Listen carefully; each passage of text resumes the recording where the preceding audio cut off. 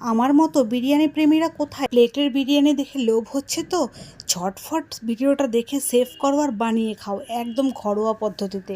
ঘড়িতে তখন 7:30টার কাছাকাছি। আমার হঠাৎ করে ইচ্ছে হলো বিরিয়ানি খেতে।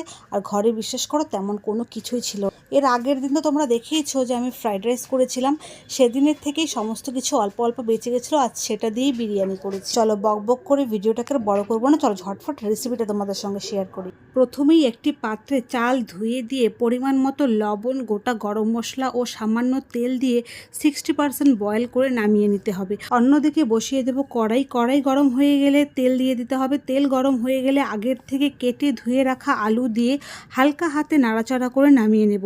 বিরিয়ানির রাইস ফুটে গেলে ফ্যান ঝরিয়ে রেখে দিতে হবে। আলু ভাজা ভাজা হতে হতে আমি বেরেস্তা গোটা গোটা বড় বড় দুটো পেঁয়াজ কেটে নেব। তারপর গরম তেলে বেরেস্তাটাকে ভালোভাবে ফ্রাই করে নেব। আর দেখতেই পাচ্ছ কত ঝুরঝুরে আর গোল্ডেন কালারের আমার বেরেস্তাগুলো হয়েছে। আর আমার কাছে টিস্যু পেপার ছিল না, তাই আমি একটা সাদা কাগজের মধ্যেই নামিয়ে নিয়েছি। আর সাথে করে নিয়েছি কিছু মিক্সিতে করা মশলা, যেমন আদা, রসুন, পেঁয়াজ, কাঁচা লঙ্কা, টমেটো, লঙ্কার গুঁড়ো, জিরে গুঁড়ো মিক্সিতে পেস্ট করে নিয়েছি। এবারে আমি জমিয়ে বিরিয়ানির জন্য চিকেনটা রান্না করব। আমি চিকেনটা রান্না করার সময় আমি কোনো কিছু এখানে ফোড়নে দিইনি, তোমরা চাইলে ফোড়নে দিতে পারো। আমি ডাইরেক্ট এখানে মিক্সিতে করা মশলা দিয়ে চিকেন দিয়ে ভালো করে নাড়াচাড়া করে কষিয়ে নিচ্ছি। আর চিকেনটা দেখে কি ভাবছো, এটা কিন্তু ব্রয়লার চিকেন নয়, এটা কিন্তু দেশি মুরগির চিকেন। পরিমাণ মতো নুন হলুদ দিয়ে ভালো করে কষিয়ে নিয়ে পরিমাণ মতো জল দিয়ে আবারও নাড়াচাড়া করে নামিয়ে ডাইরেক্ট একটা পাত্রে ঢেলে নিয়েছে, যে পাত্রে আমি বিরিয়ানির দম দেবো। রাত ততক্ষণে অনেকটাই হয়ে গেছে, তাই আমি বিরিয়ানিটা এত গুছিয়ে করার একদমই সময় পাইনি।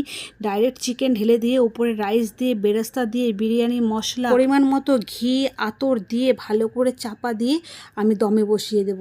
আমি মোটামুটি দমে 30 থেকে 35 মিনিট রাখবো। কিন্তু বিশ্বাস করো, রাত যখন এতটা হয়ে গেছে আর বিরিয়ানির থেকে এত ভালো স্মেল আসছিল যে আমি 10 মিনিট রেখে আমি বিরিয়ানি নামিয়ে নিয়েছি। আর দেখতে পাচ্ছ কত সুন্দর ঝরঝরে আর কত সুন্দর একটা কালার এসছে।